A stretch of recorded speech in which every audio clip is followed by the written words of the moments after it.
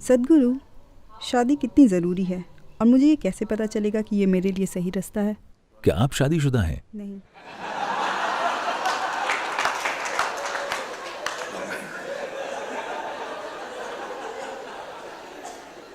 नहीं, क्योंकि ज्यादातर लोग ये सवाल बाद में पूछते हैं।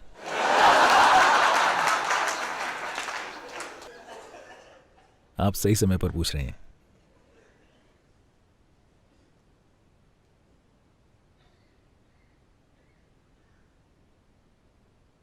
देखिए, पहले यह समझते हैं कि लोग शादी क्यों करते हैं। एक इंसान के तौर पर, चाहे आप आदमी हो या औरत, आपकी कुछ जरूरतें होती हैं। जब आप 8 साल के थे, आपका नाम क्या है? अनुष्का। अनुषा? अनुष्का। अनु? अनुष्का। ठीक है।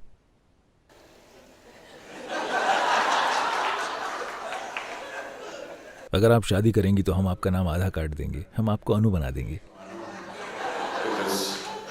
क्योंकि शादी करने के लिए आपको संस्कृत विद्वान कहां मिलेगा।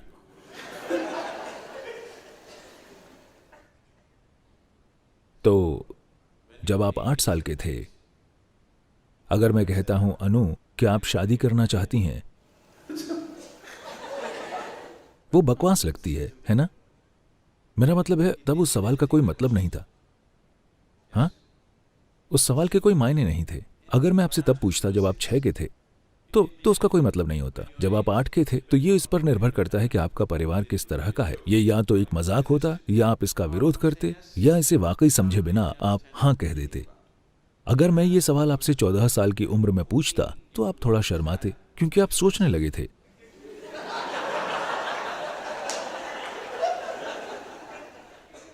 क्योंकि शरीर एक खास तरीके से बढ़ने लगा है।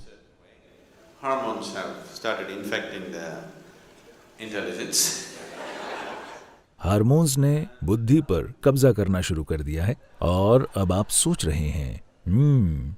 अगर मैं आपसे 18 साल की उम्र में पूछता हूं, तो आपकी परवरिश के माहौल के आधार पर आपका जवाब स्पष्ट रूप से हाँ या नहीं होगा। अभी नहीं या बिल्कुल नहीं, ये इस पर निर्भर करेगा कि आपके साथ 14 से 18 के बीच क्या हुआ है। हाँ, तो अब ये अच्छा है कि उन सभी पड़ावों से गुजरने के बाद अब आप खुद सवाल कर रहे हैं, न कि मैं आपसे पूछ रहा हूं या आपके माता पिता आपसे पूछ रहे हैं। आप खुद ये सवाल पूछ रही हैं, क्या मुझे शादी करने की जरूरत है? तो जरूरतें होती हैं। जब आप एक इंसान के रूप में होते हैं, तो शारीरिक जरूरतें होती हैं, भावनात्मक जरूरतें होती हैं, मानसिक जरूरतें होती हैं, सामाजिक जरूरतें होती हैं, आर्थिक जरूरतें होती हैं। ये सारी चीजें होती हैं। लोग शायद इन चीजों के बारे में जागरूकता से नहीं सोचना चाहेंगे, क्योंकि उन्हें लगता है कि अगर वो इन चीजों के बारे में सोचेंगे तो उनकी शादी बदसूरत हो जाएगी। पर वैसे भी ये चीजें तो हैं ही। अगर ये अरेंज्ड मैरिज है, तो कोई दूसरा इस बारे में सोच रहा है। अगर आप इसे खुद अरेंज कर रहे हैं, तो आप निश्चित ही इस बारे में सोच रहे हैं। हाँ या नहीं? ये सब सोच विचार होते हैं।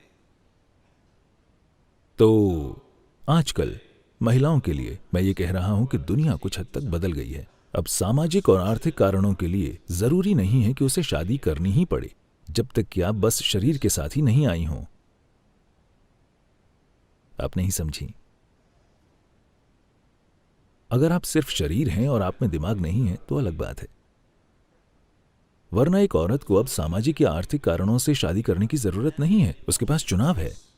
वो अपनी खुद की आर्थिक और सामाजिक स्थितियों का ख्याल रख सकती है। 100 साल पहले ऐसा नहीं था। आप में शादी के लिए चाहे शारीरिक, भावनात्मक या मानसिक जरूरतें न भी हों, फिर भी बस सामाजिक और आर्थिक कारणों के लिए आपको शादी करनी होती थी। हाँ, पर अब ऐसा नहीं है। ये थोड़ी बहुत आजादी है।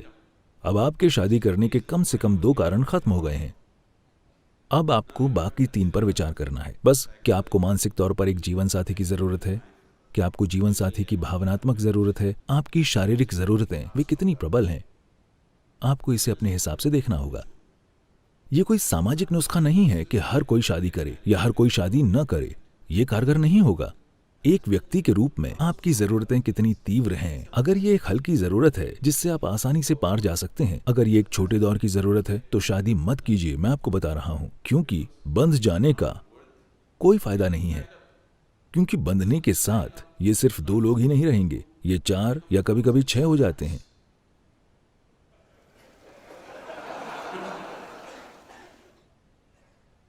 मैं ये नहीं कह रहा हूं कि यह गलत है।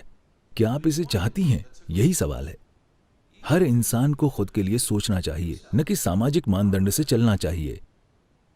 सामाजिक चलन चाहे जो भी हो, मैं शुरू से ठीक यही बात कह रहा था। आप आध्यात्मिक सिर्फ तभी बनते हैं जब आपके चुनाव 100% खुद के होते हैं और आप दूसरी ताकतों से प्रभावित नहीं होते। आपको चुनना है कि क्या ये जरूरी है। अभी लोगों ने दूसरी तरह के समाधान ढूंढ लिए हैं। पश्चिम में और भारत में भी काफी हद तक ये होने लगा है। ठीक है, हम शादी नहीं करेंगे, हम दोनों बस साथ रहेंगे, हम लोग साथ साथ रहेंगे। तो ये साथ रहना, अगर आप बस एक इंसान के साथ रह रहे हैं तो ये वैसे भी शादी ही है, ठीक है, चाहे आपके पास शादी का सर्टिफिकेट हो या ना हो। पर अगर आप सोच रहे हैं कि आप हर सप्ताह अपना साथी बदल सकते हैं, तब आप खुद को एक गंभीर नुकसान पहुंचा रहे हैं। क्योंकि जैसे आपके मन में याददाश्त होती है, वैसे ही आपके शरीर में याददाश्त का भाव बहुत अधिक प्रबल होता है। इसी वजह से हम आपको ऐसे स्थानों में ले जाते हैं, भले ही आप तार्किक रूप से कुछ न समझें। उन्होंने लगातार ऊर्जा के स्थान और दूसरे प्रकार की संभावनाओं के स्थान इसलिए बनाए हैं क्योंकि शरीर उसे आत्मसात कर लेगा और याद रखेगा। शरीर की याददाश्त का भाव बहुत प्रबल होता है। शरीर इसे आत्मसात कर लेगा और याद रखेगा। हो सकता है आप हिमालय को भूल जाएं, लेकिन शरीर हिमालय को नहीं भूलेगा, ये हमेशा याद रखेगा। आप भूलने की बीमारी के कारण पूरी याददाश्त खो सकते हैं, लेकिन भौतिक शरीर में यादें बनी रहेंगी। शरीर इसे नहीं छोड़ेगा। बस क्योंकि आपने अपनी याददाश्त खो दी है, तो इस वजह से आप अपने कर्म तक को नहीं खोने वाले हैं। तो शारीरिक नजदीकी को हमेशा से, यहां इस परंपरा में इसे ऋणानुबंध कहा जाता है। ये शरीर याददाश्त का एक गहरा भाव विकसित कर लेता है और इस तरह की बहुत सारी यादें एक खास स्तर का भ्रम और एक खास स्तर की पीड़ा पैदा करती हैं। आप इसे स्पष्ट रूप से देख सकते हैं, आप इसे बहुत साफ देख सकते हैं। जो लोग अपने जीवन के साथ लापरवाह हैं, वो सही मायने में आनंद को कभी नहीं जान पाएंगे। वे बस वैसे ही रहते हैं। कृपया आप इसे अपने आसपास ध्यान से देखें। ये साफ दिखता है। जो लोग अपने शरीर को लेकर अनुशासित नहीं हैं, वे कभी पूरी तरह से हंस नहीं सकते, नहीं पूरी तरह से रो सकते हैं। वे ऐसे बन जाते हैं क्योंकि एक ही जीवन काल में भौतिक शरीर में भ्रमित होने वाली यादें कई ऐसे प्रभाव डालेंगी। तो इन जरूरतों को पूरा करने का ये कोई समाधान नहीं है। तो आप या तो शादी कीजिए या शादी मत कीजिए कि आप इन जरूरतों से परे चले जाइए। लेकिन ये ऐसी चीज है जिसे आपको निजी तौर पर देखना होगा कि मेरी जरूरत कितनी तीव्र है। अगर आप स्पष्टता से और समाज से प्रभावित हुए बिना इस पर गौर करना चाहते हैं, तो हमेशा सबसे अच्छा ये होगा कि आप 1 महीने की छुट्टी लें, आश्रम में रहें और बस ध्यान करें। जब आप निर्णय ले लें, तब आपको स्पष्टता की स्थिति में होना चाहिए।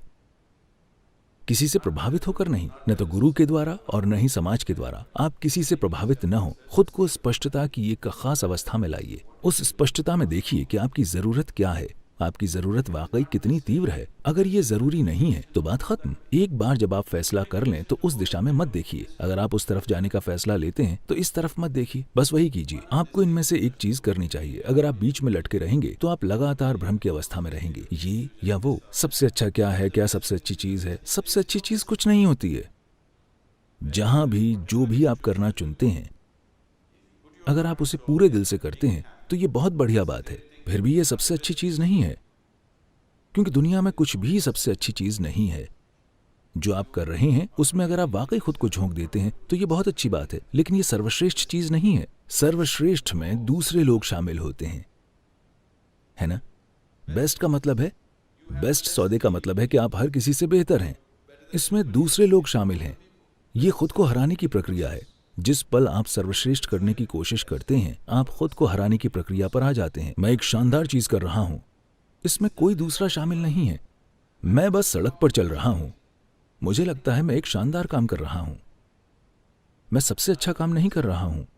हिमालय की गुफाओं में रहने वाले योगी वो सबसे अच्छी चीज नहीं कर रहे हैं। वो खुद के लिए एक शानदार काम कर रहे हैं। कोई शादीशुदा है, खुशी से अपने परिवार के साथ रह रहा है, तो वो एक शानदार काम कर रहा है। वो सबसे अच्छा काम नहीं कर रहा है। तो सबसे अच्छा काम करने की कोशिश मत कीजिए, जीवन बर्बाद हो जाएगा, क्योंकि इसमें पूरी दुनिया शामिल है। इसका मतलब है कि आपको सबसे अच्छा काम करने के लिए सिकंदर महान होना होगा, और यकीनन उसने सबसे अच्छी चीज नहीं की और न ही कोई महान चीज की। क्योंकि वो कुछ और करने के नाकाबिल था तो हमने कहा कि वो महान है और उसे खारिज कर दिया, क्योंकि वो असल में मनुष्य कहलाने की किसी भी श्रेणी में नहीं आता। तो ये ऐसी चीज है जिसके लिए आप अपने अंदर स्पष्टता का एक स्तर लाइए और अपना निर्णय लीजिए। एक बार जब आप फैसला कर लें फिर कोई भटकाव नहीं होना चाहिए, निश्चल तत्वम जीवन मुक्ति। क्योंकि निश्चल तत्वम जीवन मुक्ति। अगर आप जो भी आप कर रहे हैं, आप बस पूरी भागीदारी से झाड़ू लगाते हैं, हर दिन आप झाड़ू लगाएं, आपको आत्मज्ञान मिल जाएगा। मैं मजाक नहीं कर रहा हूं, इसके लिए इतना ही करना है। पर समस्या यह है कि जो आदमी झाड़ू लगा रहा है वो कुछ और बनना चाहता है, कोई दूसरा झाड़ू लगाना चाहता है। ये इंसान वो करना चाहता है, वो इंसान कुछ और करना चाहता है।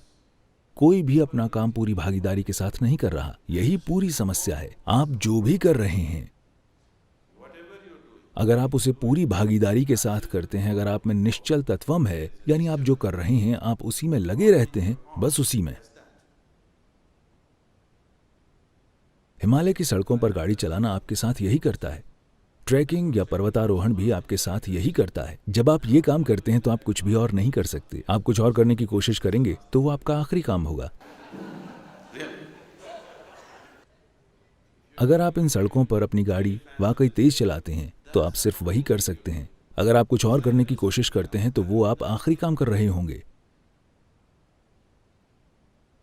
तो आप अपना जीवन उस तरीके से जिएं, आप जो भी कर रहे हैं आप बस पूरी तरह वही करें।